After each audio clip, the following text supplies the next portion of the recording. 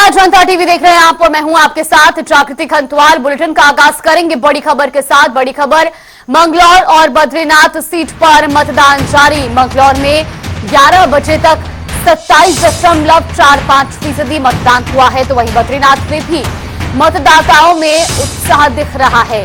सुरक्षा के मद्देनजर केंद्रों पर तैनाती भी की गई है, पुलिस फोर्स वहां पर तैनात है और ऐसे में सुरक्षा को लेकर के भी प्रशासन की पैनी नजर बनी हुई है। ये बड़ी खबर, बड़ी जानकारी। देश भर की 13 सीटों पर उपचुनाव हो रहे हैं, तो वहीं उत्तराखंड की भी 2 सीट मंगलौर और बद्रीनाथ में मतदान जारी है। मंगलौर में सुबह 11 बजे तक 27% से ज्यादा मतदान हो चुका है। बद्रीनाथ में भी मतदाताओं में उत्साह दिख रहा है और ये तस्वीरें भी आपको दिखा रहे हैं। मतदान केंद्रों की तस्वीरें सामने आ रही है, जहां लोग बढ़ चढ़कर वोट देने के लिए पहुंच रहे हैं। मंगलौर और बद्रीनाथ सीट पर उपचुनाव हो रहा है।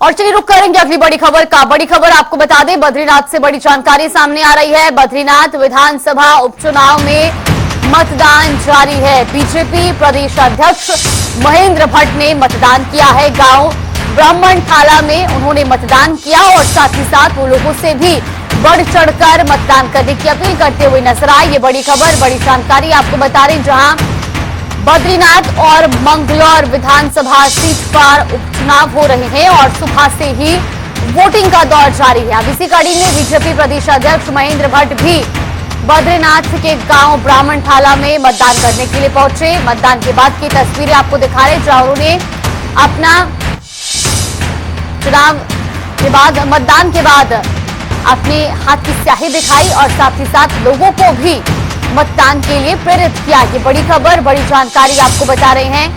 आज देश भर की 13 विधानसभा सीटों पर उपचुनाव हो रही हैं और ऐसे में उपचुनाव के मद्देनजर अगर बात की जाए, उत्तराखंड की भी 2 सीटें मंगलौर और बद्रीनाथ, जहां पर सुबह से ही मतदान किया जा रहा है। शाम 5 बजे तक मतदान होना है और इसे लेकर लोगों में भी खास उत्साह देखा जा रहा है। एक तरफ जहां हमने मंगलौर की खबर आपको बताई, लोगों ने 27% से ज्यादा मतदान किया है, तो वहीं बद्रीनाथ की भी तस्वीरें, जहां बीजेपी प्रदेश अध्यक्ष महेंद्र भट्ट मतदान करने के लिए पहुंचे।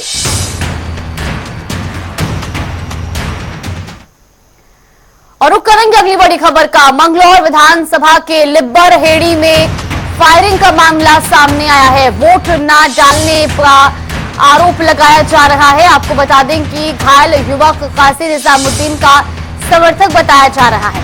वोटर हाजी शकील तौकीर को गंभीर चोट भी इस दौरान आई है। ग्रामीणों का आरोप है कि पुलिस इस दौरान मूक दर्शक बनी रही। लिब्बर हेड़ी में बूथ संख्या 53 और 54 का ये मामला बताया जा रहा है, जहां पर 2 पक्षों में आपसी कहासुनी का मामला सामने आया। दरअसल मंगलौर विधानसभा के लिब्बर हेड़ी में फायरिंग भी की गई है, ये आरोप है और साथ ही साथ पीड़ितों का कहना है कि वोट डालने नहीं दिया गया और इस दौरान पुलिस भी मूक दर्शक बनी रही। ये बड़ी खबर आपको बता रहे हैं। वोटर हाजी शकील और तौकीर को इस दौरान गंभीर चोट भी आई है। भारतीय जनता पार्टी के इशारे पर हो रहा है और ये यहाँ नफरत के बीज बोए जा रहे हैं। यहाँ कभी ऐसी कार्रवाई कांड नहीं हुआ। यहाँ प्यार मोहब्बत से लोग रहे हैं और ये कोई अच्छी परिपाटी भारतीय जनता पार्टी की सरकार नहीं डाल रही है। ये लोकतंत्र है। लोकतंत्र में वोट सबको डालना सबका अधिकार है, लेकिन उनके असामाजिक तत्व अगर ये काम करेंगे तो फिर तो लोकतंत्र की हत्या है। तो आज देश को देखना है तो यहाँ नया नाच बाई इलेक्शन में हो रहा है। तो गत्वा प्रशासन के शासन की मिली भगत से वोट के लुटेरों ने वो वही कर डाला। लिब्बर हेड़ी में जो कुछ हुआ हमने कभी कल्पना भी नहीं की थी। हमारे इस शांतिपूर्ण राज्य के अंदर मतदाता को इस तरीके से आतंकित किया जाएगा। गोलियां चली, लोग घायल हो गए। उन घायलों को कोई अस्पताल ले जाने वाला नहीं था। काजी निजामुद्दीन हमारे उम्मीदवार उनको लेकर के अस्पताल पहुंचे ताकि उनकी जान बचाई जा सके। ये क्या हो रहा है? मतदाताओं को डराने की दूसरी जगहों से भी इसी तरीके की खबरें आ रही हैं। लाठियां भाजी जा रही हैं, जो कांग्रेस को वोट देना चाहते हैं उनको डराया जा रहा है। लाइन पर लगे हुए लोगों के लिए इंगित करके पुलिस के लोग कह रहे हैं इसको उठा लेना है, इसको बजा लेना है, ताकि लोग डरें। इसी खबर पर ज्यादा जानकारी के साथ देहरादून से हमारे सहयोगी नवीन शुक्ला और हरिद्वार से हमारे सहयोगी विकास खरे हमारे साथ जुड़ गए। नवीन, सबसे पहले आपसे जानना चाहेंगे, एक तरफ देश भर में 13 विधानसभा सीटों पर उपचुनाव है, उत्तराखंड की भी 2 सीटें इसमें मौजूद हैं और जानकारी के मुताबिक मंगलौर में हिंसा भी देखने को मिली है। फिलहाल क्या कुछ जानकारी? विधानसभा सीटों पर उपचुनाव और कहीं ना कहीं जो मतदान की प्रक्रिया है सुबह 8 बजे से प्रारंभ होकर शाम 6 बजे तक चलने वाली है। इसके साथ ही अगर मंगलौर सीट की बात की जाए तो मंगलौर सीट से लगातार जो इस तरीके की तस्वीरें सामने आ रही है कि जो लोग हैं, आम जनता है, पब्लिक वोट के लिए बाहर निकलती हुई नजर आई है। वहीं अगर बद्रीनाथ सीट की बात करें तो क्योंकि पहाड़ी क्षेत्र है वहां पर जो मतदाता है थोड़ा कम मात्रा में निकल रहे हैं, लेकिन धीरे धीरे जैसे जैसे समय आगे बढ़ता जा रहा है वैसे ही जो है मतदाता बाहर निकलना शुरू हो जाएंगे। कहीं ना कहीं अभी तक अगर बात की जाए तो जो अगर कुछ घटनाओं की बात की जाए तो हरिद्वार जो मंगलौर सीट है वहां पर कुछ चीजें सामने आई है कि कुछ जो आपस में कार्यकर्ता पदाधिकारी है उनमें आपसी झगड़ा हुआ है और साथ ही जो कांग्रेस के प्रत्याशी है काजी निजामुद्दीन वो उनको लेकर अस्पताल पहुंचे और उनका साफ तौर पर कहना है, वो लगातार ये आरोप लगा रहे हैं कि प्रशासन की ढील दी जा रही है, चुनाव पूरी तरीके से जो फेयर तरीके से वो नहीं कराया जा रहा है, उनका साफ तौर पर यही कहना है। और इसके साथ ही अगर बद्रीनाथ सीट की बात करें तो अभी वहाँ पर जो आम जनता, आम पब्लिक है वो थोड़ा कम बाहर निकल रही, क्योंकि मानसून सीजन शुरू हो गया और उत्तराखंड में कहीं ना कहीं पहाड़ी क्षेत्रों में बारिश होती है, तो इस वजह से अभी जो वोटर है वो कम मात्रा में निकल रहे हैं। लेकिन धीरे धीरे जैसे जैसे समय व्यतीत होता जाएगा और भी चीजें, तस्वीरें कुछ सामने आती हुई नजर आएंगी। खुद अभी प्रदेश अध्यक्ष महेंद्र भट्ट अब से कुछ देर पहले ही अपना मतदान करके आए हैं और उन्होंने जनता से भी अपील की है कि जो मजबूत लोकतंत्र के लिए मतदान आम जनता जागरूक होकर मतदान करे। बिल्कुल नवीन, लौटूंगी आपके पास। हमारे साथ विकास खरे भी लगातार बने हुए। विकास, आपसे भी जानना चाहेंगे, जिस तरीके से मंगलौर की बूथ संख्या से जो झड़प का मामला सामने आया है, बताया जा रहा है कि 2 लोग घायल भी हुए हैं, लेकिन आरोप ये भी लग रहा है कि पुलिस इस दौरान मूक दर्शक बनी रही। बिल्कुल हिंसक घटना यहाँ पर देखी गई है। साफ तौर पर पूर्व मुख्यमंत्री हरीश रावत ने कहा है कि कहने का निंदनीय घटना है और चूंकि उन्होंने ये भी कहा कि बाप का घटना हुई, यहाँ पर घटना हुई है, तो इसको लेकर जो प्रशासन है पूरा हमला यहाँ पर मौजूद है। साफ तौर पर मेरे पीछे तस्वीरों में देख सकता है, पूरी पुलिस फोर्स यहाँ पर जो एसपी देहात के साथ यहाँ पर पहुंची और यहाँ पर एसपी देहात फिलहाल मौजूद है। हम उनसे भी बातचीत करने की कोशिश करेंगे कि जिस तरह की घटना यहाँ पर ये हुई है, किस तरह का क्या मामला था। एसपी देहात साहब है, हम उनसे भी बातचीत करेंगे। खास तौर पर अभी फिलहाल की क्या स्थिति है उनसे बातचीत करने की। सर, फिलहाल अभी किस तरह की स्थिति फिलहाल मिल रही है?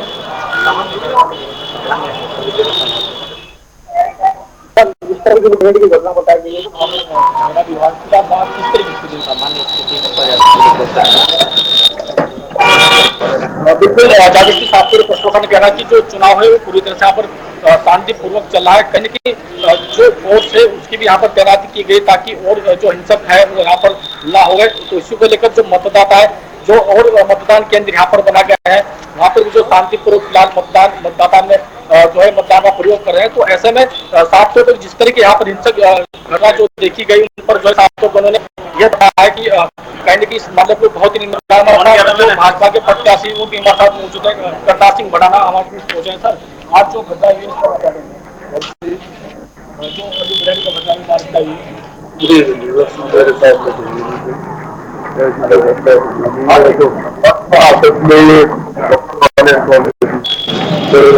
मुख्यमंत्री जो उड़ीसा का आरोप लगा रखी कहने की भाजपा लगाया गया। बिल्कुल जो भाजपा के प्रत्याशी करतार सिंह बढ़ाना का साफ तौर पर कहना है कि उनको भी इस मामले की कोई जानकारी नहीं है। देखिए जागृति, जिस तरह की घटना विधानसभा में हुई, कहने के जो प्रत्याशी है भाजपा के, उनकी अभी तक भी जो है उन्होंने साफ तौर पर कहा है जनता के ऊपर की उनके संज्ञान में इस तरह का मामला नहीं। कहीं न कहीं साफ तौर पर घटना जिस तरह की हुई है कि जो यहाँ के प्रत्याशी उनको खुद नहीं पता कि जिस तरह से वहाँ के जो मतदाता घायल हुए हैं और जो कांग्रेस के प्रत्याशी वो खुद अपनी गाड़ी में जो घायलों को अस्पताल में लेकर पहुंचे। साथ और आप तस्वीरों में देख सकते हैं, जिस तरह से तस्वीरों में साफ दिखाया जाता है कि जो घायल उनका इलाज फिलहाल हॉस्पिटल में चल रहा है। तो ऐसे में जो है कहीं ना कहीं जिस तरह से मुख्यमंत्री जो पूर्व मुख्यमंत्री है हरीश रावत, वो भी कुछ ही समय के बाद मंगलौर यहाँ पर पहुंचने वाले। कहीं सूत्रों से जानकारी मिले कि उसके बाद एसपी देहात कार्यालय को जो यहाँ पर धरना दिया जाएगा। जी बिल्कुल नवीन, सीधा आपके पास लौटेंगे क्योंकि बद्रीनाथ में भी मतदान जारी है, लेकिन लोग अभी कहीं ना कहीं घरों से मतदान करने के लिए कम निकल रहे हैं। अब ये उम्मीद जताई जाए कि शाम को 5 बजे तक जो मतदान प्रतिशत है उसमें इजाफा देखने को मिलेगा। जी निश्चित तौर पर क्योंकि मैंने पहले भी बताया कि क्योंकि उत्तराखंड में जो मानसून की दस्तक है, इस वजह से जो पहाड़ी क्षेत्र है, दुर्गम क्षेत्र बताया जाता है। तो बद्रीनाथ जगह है जहाँ पहाड़ी क्षेत्र है, तमाम ऐसे गाँव है जहाँ से लोगों को पोलिंग बूथ पर आने में समय लगता है, जिसको देखते हुए अब ये है कि अब जैसे जैसे धीरे धीरे समय नजदीक आ रहा है, करीब जो वैसे मतदाताओं का जो निकलने का सिलसिला है शुरू हो जाएगा। अगर सुबह की बात की जाए, 8 बजे की बात की जाए, तो जो कुछ लोग थे वही बाहर निकल रहे थे, लेकिन अब धीरे धीरे करीब 12:30 पौने 1 का समय होने जा रहा है और अब धीरे धीरे जो मतदाता है वो बाहर निकल रहे हैं। और आने वाले समय में अगर दोपहर बाद की बात की जाए तो मत प्रतिशत का भी जो आंकड़ा है वो भी साफ होता हुआ नजर आएगा। प्रतिशत जो भी है, तस्वीरें जो है वो पूरी तरीके से साफ दिखती हुई नजर आएगी। अब दोनों ही सीट पर आज उपचुनाव है, चाहे मंगलौर की बात की जाए या फिर बद्रीनाथ की सीट की बात की जाए। आज जो प्रत्याशी का फैसला है वो ईवीएम में कैद होने वाला, कहीं ना कहीं कौन प्रत्याशी विधायक बनकर विधान उससे बैठेगा ये भी तय हो जाएगा। और अब देखने वाली बात है, करीब शाम का समय होगा किस तरीके से मतदाता आ रहे हैं। हालांकि अगर हरिद्वार की बात की जाए तो वहाँ पर जो सुबह से ही जो मतदाता है वह लगातार पोलिंग बूथ पर पहुंच रहे थे, लेकिन अगर उसके दूसरी तरफ देखी जाए तो बद्रीनाथ सीट पर जो वोटर है वो आज निकल रहे हैं। लेकिन अब धीरे जैसे जैसे समय खत्म होता जा रहा है, वैसे मतदाता भी से बाहर निकलेंगे और अपना वोट का मताधिकार का प्रयोग करेंगे। बिल्कुल विकास, सीधा आपसे जानना चाहेंगे क्योंकि हरिद्वार की जो मंगलौर विधानसभा सीट है वहां पर 3 प्रत्याशी मैदान में है, लेकिन जो मुकाबला है मुख्य तौर पर किसके बीच में देखने को मिल रहा है? क्योंकि अब जनता भी मतदान करने के लिए पहुंच रही है तो कई तरह की प्रतिक्रियाएं भी सामने आ रही होंगी। बिल्कुल देखिए, जागरूक की बात करें यहाँ पर त्रिकोणीय मुकाबला साफ तो जो दिखा बनना है। हालांकि जो भाजपा के प्रत्याशी है करतार सिंह मडाना, उनको जो है चुनाव मैदान में यहाँ पर उतारा है, और जो कांग्रेस के प्रत्याशी है काजी निजामुद्दीन, उनको भी कांग्रेस ने यहाँ पर चुनाव मैदान में उतारा। हालांकि जो पूर्व विधायक के बेटे हैं उनको भी यहाँ से जो है बसपा ने चुनाव मैदान में उतारा। तो ऐसे में जो है साफ तौर पर जिस तरह से जो प्रत्याशी है उनका भाग्य जो जेल में कैद हो रहा है। हालांकि लेकिन जिस तरह से ये घटना हिंसक हुई है, इसको देखते पूरा समीकरण यहाँ पर बदलता हुआ दिख रहा है। हालांकि ये तो आने वाला वक्त बता कि जनता किसको अपना हाथ प्रत्याशी अपना विधायक यहाँ पर चुनती है और किसके सिर पर जीत का सिर बांध लीजिए। बिल्कुल, आप दोनों का बहुत बहुत धन्यवाद हमारे साथ जुड़ने के लिए। और फिलहाल ये तस्वीरें लगातार विकास हमें दिखा रहे हैं हरिद्वार से, जहां हिंदा के बाद से ही जो पुलिस प्रशासन है वो भी मुस्तैद नजर आ रहा है, क्योंकि जिस तरीके से मंगलौर में घटना देखने को मिली उससे अब पुलिस प्रशासन भी चप्पे चप्पे पर नजर बनाए हुए है। और ये तस्वीरें भी सामने आ रही है, मंगलौर विधानसभा के अलग अलग बूथों की तस्वीरें हैं, भारी पुलिस बल की तैनाती की गई है। और हमारे सहयोगी विकास खरे हमें ये लाइव तस्वीरें दिखा रहे हैं मंगलौर से। तो आपको बता दें कि मंगलौर की बूथ संख्या 53 और 54 पर झड़प देखने को मिली थी, जिसके बाद से ही अब पुलिस प्रशासन भी एक्टिव मोड में नजर आ रहा है। एक्सक्लूसिव तस्वीरें आपको दिखा टीवी स्क्रीन पर। एक तरफ जहां उपचुनाव के लिए सुबह से ही मतदान जारी है, शाम 5 बजे तक वोट की जानी है, लेकिन इस बीच अब पुलिस प्रशासन भी हर तरह से अपनी पैनी नजर बनाए हुए है ताकि कहीं भी माहौल खराब ना हो और दोबारा इस तरह की घटना भी सामने ना आए।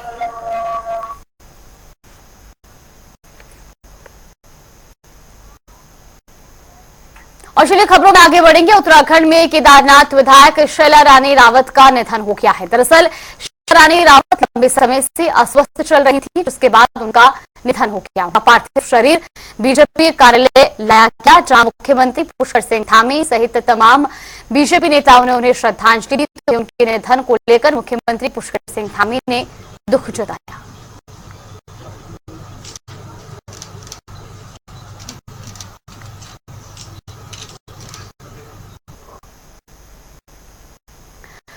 तो मुख्यमंत्री पुष्कर सिंह धामी ने अपने सोशल मीडिया प्लेटफॉर्म पर भी पोस्ट करते हुए लिखा कि केदारनाथ विधानसभा से लोकप्रिय विधायक श्रीमती शैला रानी रावत जी के निधन का अत्यंत पीड़ादायक समाचार प्राप्त हुआ। उनका जाना पार्टी और क्षेत्रवासियों के लिए अपूर्णीय क्षति है। उनकी कर्तव्य निष्ठा और जनसेवा के प्रति समर्पण भाव को सदैव याद रखा जाएगा। ईश्वर से दिवंगत आत्मा को अपने श्री चरणों में स्थान एवं शोक संतप्त परिजनों को और समर्थकों को ये असीम कष्ट सहने की शक्ति प्रदान करने की कामना करता हूं।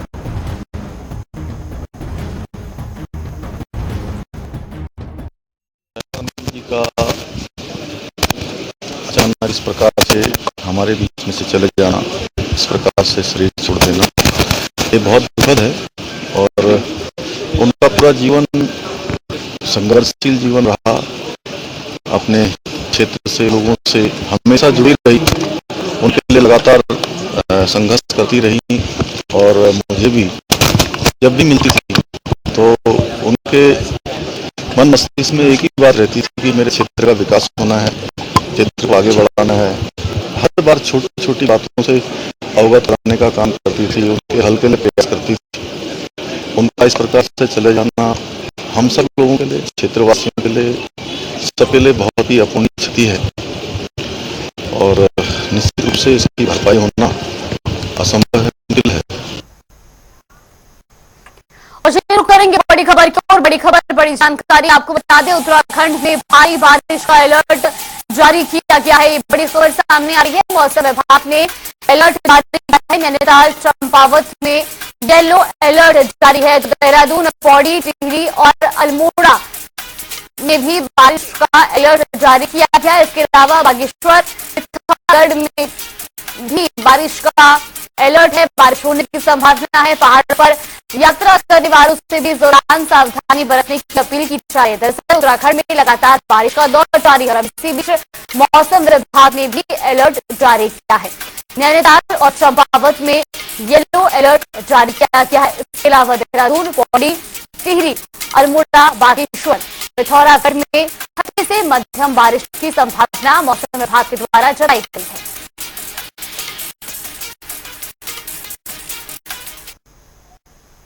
और बड़ी खबर आपको बता रहे, जहां उत्तराखंड के बद्रीनाथ हाईवे पर लैंडस्लाइड की घटना हुई है। ये तस्वीरें भी आपको दिखा रही टीवी स्क्रीन पर। बेहद खतरनाक ये तस्वीरें उस दौरान की जब लैंडस्लाइड हुआ। बद्रीनाथ हाईवे की ये घटना बताई जा रही है। जोशीमठ से 1 किलोमीटर पहले ये लैंडस्लाइड हुआ है। पूरा का पूरा पहाड़ टूटकर इस दौरान नीचे गिर गया। मौसम साफ, लेकिन फिर भी जो पहाड़ है वो दरक रहे हैं। और इसका ये जीता जागता उदाहरण, ये तस्वीर टीवी स्क्रीन पर, पूरा का पूरा पहाड़ किस तरह से टूटकर नीचे गिरा, ये इन तस्वीरों में आप साफ तौर पर देख सकते हैं। हालांकि इस इलाके में मौसम जरूर साफ बना हुआ है, लेकिन बावजूद इसके जो लैंडस्लाइड का दौर है वो देखने को मिल रहा है।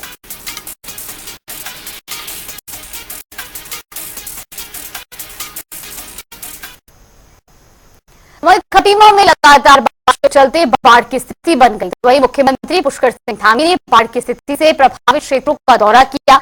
इस दौरान उन्होंने बाढ़ पीड़ितों का हालचाल जाना। दरअसल मुख्यमंत्री धामी ने बनखड़ी महादेव मंदिर पहुंचकर राहत शिविर का निरीक्षण किया, जहां उन्होंने अधिकारियों को बाढ़ पीड़ितों को मुआवजा देने संबंधित दिशा निर्देश भी दिए।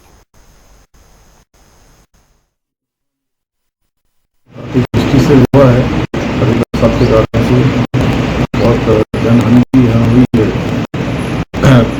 और जनहानि के साथ साथ तमाम हमारी सड़कें, हमारे लोगों के घरों का सारा सामान हर प्रकार से क्षतिग्रस्त हो गया है, नुकसान हो गया है। हमारी पहली प्राथमिकता है कि लोगों को जो लोग आपदा पीड़ित हैं उन सबको राहत हो, उनकी मदद हो, जीवन को ठीक कराए, जनजीवन सामान्य हो, तो राहत देने में किताब दी जाए। सभी लोगों को कहा है कि एक दूसरे से पढ़े लिखे आते हुए आपस में संपर्क बनाते हुए किसी प्रकार का समन्वय स्थापित करके लोगों की सहायता प्राप्त करते हैं। मानसून के आगमन के साथ ही उत्तराखंड में भारी बारिश शुरू हो गई है। भारी बारिश के कारण पहाड़ी क्षेत्र के साथ साथ मैदानी क्षेत्रों में भी जनजीवन प्रभावित हो रहा है। प्रदेश के विभिन्न जिलों से बाढ़, भूस्खलन जैसी खबरें सामने आ रही हैं। इन सब को लेकर कांग्रेस महामंत्री नवीन जोशी ने अब सरकार पर आरोप लगाए हैं। उन्होंने कहा कि उत्तराखंड में हर साल दैवीय आपदा आती है, लेकिन सरकार इस आपदा से निपटने के लिए कोई ठोस कदम उठाने में नाकामयाब साबित हो रही है। उत्तराखंड के अंदर दैवीय आपदा हर साल आती है। सरकार को हम हमेशा आगाह करते रहे हैं कि आपदा आने से पहले इसके नियंत्रण के लिए कुछ आपको व्यवस्था करनी चाहिए, लेकिन सरकार पूरे साल कुछ इन्होंने किया नहीं। आज पूरे प्रदेश के अंदर जो पर्वतीय क्षेत्रों को जोड़ने वाली सड़कें हैं सारी बंद पड़ी हुई हैं। लोगों को एक दूसरे स्थान पर जाने के लिए काफी कठिनाइयों का सामना करना पड़ रहा है और कई दुर्घटनाएं भी हो रही हैं। चारधाम यात्रा को बीच में रोकना पड़ा। अगर सरकार मुस्तैद होती, सरकार पहले ही इसका ब्रॉडकास्ट करके और इसके जो नियम है, जो आपदा के लिए निपटने के लिए जो हम लोग काम करना चाहिए हम लोगों को, अगर वो करते तो निश्चित तौर पर आज इस प्रकार की जो घटना प्रदेश के अंदर हो रही है उसको हम रोक सकते हैं। सरकार को आपदा से पहले इसके बारे में कोई निर्णय लेना चाहिए था। आपदा प्रबंधन की बैठक होनी चाहिए थी और उसमें इन्होंने ऐसा कुछ नहीं किया। खबर में आगे बढ़ेंगे। खटीमा में लगातार बारिश से आई बाढ़ कारण घर में पानी घुस गया। ऐसे क्षेत्र के करीब 2.5 लाख की आबादी परेशान रही। एनडीआरएफ, एसडीआरएफ और पुलिस प्रशासन की टीम ने जल भराव में फंसे करीब 250 लोगों को रेस्क्यू किया है।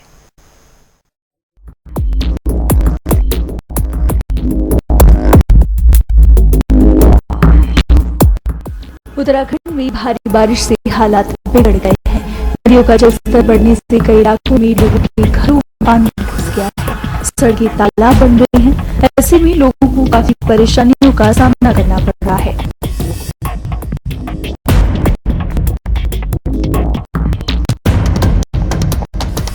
भारी बारिश के बाद तालाब में तब्दील हुए घरों में लोग फंसे हुए थे, जिन्हें काफी मशक्कत कर एनडीआरएफ और एसडीआरएफ टीम बताया। एनडीआरएफ और एसडीआरएफ जॉइंट ऑपरेशन चलाकर लोगों को रेस्क्यू कर रही है। रेस्क्यू ऑपरेशन आज भी जारी है।